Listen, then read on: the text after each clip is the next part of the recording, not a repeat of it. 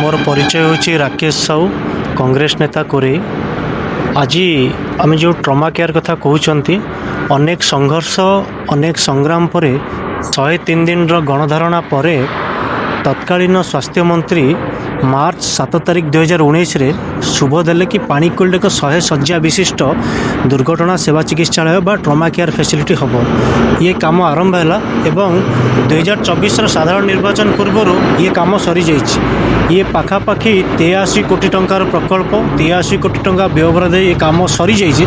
कार्य संपूर्ण होगा पर मध्य दुखर विषय आज पर्यंत ये trauma care facility centre T उद्घाटन हो पारु नहीं। सरकार आंतरिकता अभाव ये डबल इंजिन सरकार साधारण लोकंकर कथा कहूथुवा सरकार साधारण लोकंक सरकार कोई मिछरे बाबा नौथुवा डिंडिम पीड़ित सरकार आज पर्यंत साधारण लोकर ये चिकित्सा सेवा कथा को भूली गले।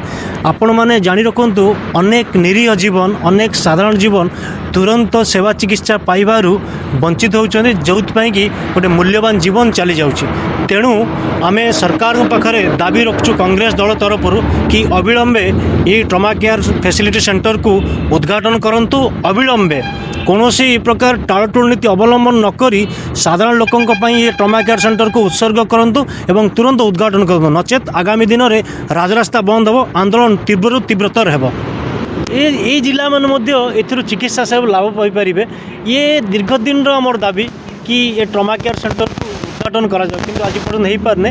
तेणु आम एतर प्रस्तुत होचु आगामी दिन राजरास्ता को ओल्लैबू पुणी आंदोलन को ओल्लैबू और सरकार को मने पकईदेबू कि ये साधारण लोकर ये जगह बोली।